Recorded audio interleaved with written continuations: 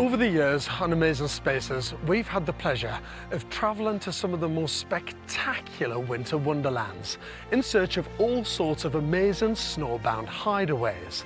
Outlandish, eccentric, breathtaking and often magical, in this programme we're going to feature the very best of them.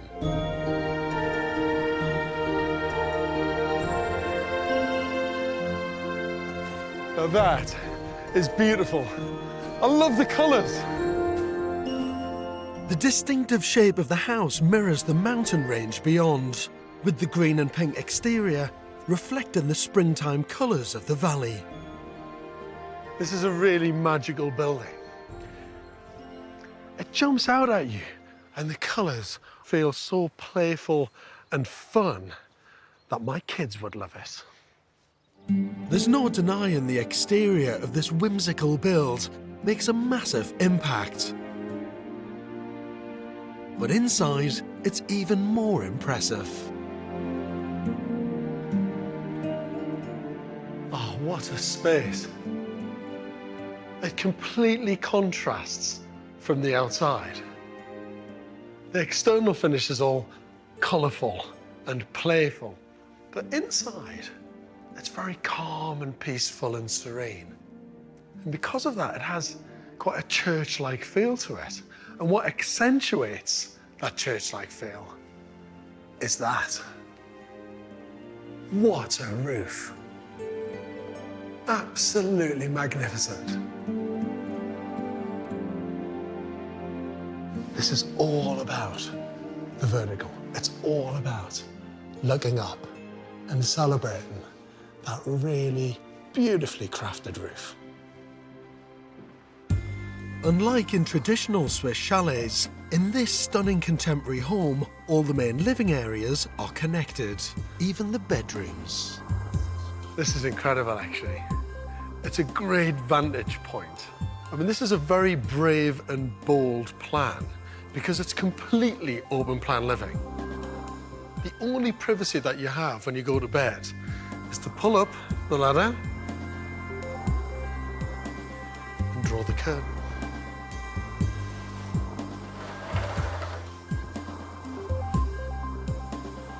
Good night.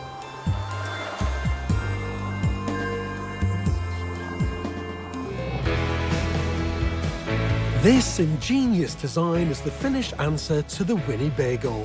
It's the brainchild of local man Esko Arnio, who wanted to be able to enjoy Lake Inari even in the depths of winter. Esko, so nice to meet you. How are you? Great, how are you? Great to see you in this fantastic location. It's absolutely enormous. I mean, it's hard to even imagine that you're standing right in the middle of a frozen lake. It's safely frozen. Safely frozen? Mm. How cold does it get in the depths of winter? Up to minus 40 degrees. Have you stayed in this when it's been minus 40? It's too much for that cabin, but minus 30 is still fine. Oh, that's all right. I love that. Minus 30 is fine, absolutely fine, but minus 40, that's pushing it There's a little bit. big difference. Is there? Yes. Oh, now that is amazing. At just 8 square metres, Esko's created a miniature mobile haven for anyone wishing to be at one with the icy lake without the risk of frostbites. A little bit of storage up there, log storage. It's so cool. Esko really has thought of everything, even a way to keep the Arctic caravan toasty warm with a combination of electric and oil heaters. But the best is at the front. And you clamber up onto the bed. And that is absolutely incredible. Literally, the cabin has been made perfectly for a standard double bed to drop into place. It's ideal. And you've got glass all above you and all the way around these 3 sides. It's amazing, actually. So much of Finland is just covered in trees, huge amounts of forests.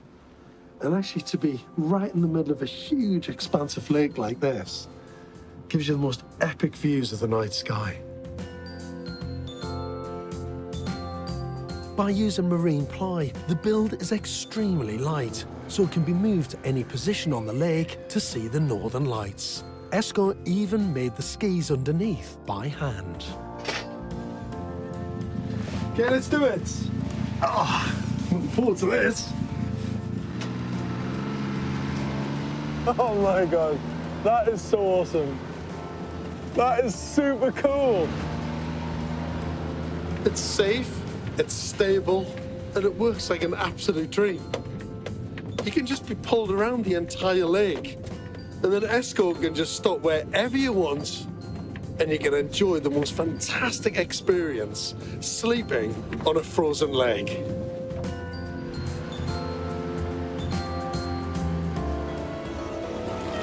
In the remote Valdal Valley, which until the late 90s had no road access whatsoever, is the Juve, a cluster of minimalist luxury mountain cabins perched on the bank of the Valdola River.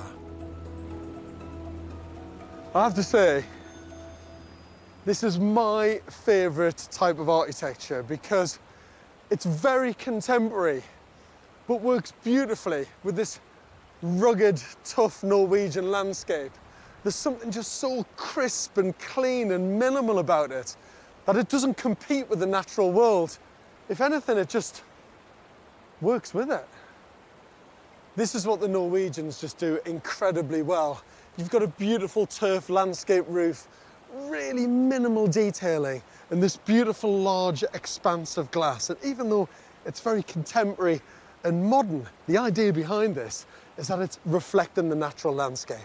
So you've got modern architecture and the beautiful Norwegian landscape working together as one. Clad with vertical battens cut from timber sourced from the neighbouring forests, the cabins are the epitome of Norwegian designer cool. And on a snowy day like today, stand in contrast to the white blanket around them. But it's when you step inside that you notice the biggest contrast of all. What a beautiful space. With the interior space encased by dark-stained concrete, you feel as if you've been transported from the blinding whiteness of the snowy mountain to a cave deep within it. The whole idea behind the design of these cabins is that the inside is as dark as possible. And you've got dark timber, dark carpet, dark furniture, dark walls, and it works like a dream because of the contrast. Literally, the visual contrast between inside and outside is massive. So all of the architecture, in some ways, just disappears, just becomes this dark, blank canvas. With its ultra-minimalist interior, stepping into the main living area of this cabin is like stepping into the pages of an achingly cool Scandi design magazine. The first thing that you just feel is the quiet. What a beautiful space. It's stunning. And with 2 bedrooms, 2 bathrooms, a private sauna and underfloor heating throughout, it's also incredibly comfortable. And at the very end of your mini journey through this building, there's this kind of seating chill-out area. It's lovely because you're elevated up. And it's so peaceful and quiet. It's a spot where you just want to sit with a book and look out at that ridiculously beautiful view. You feel like you've kind of been held by the building and protected in this tough landscape. What a beautiful piece of architecture this is.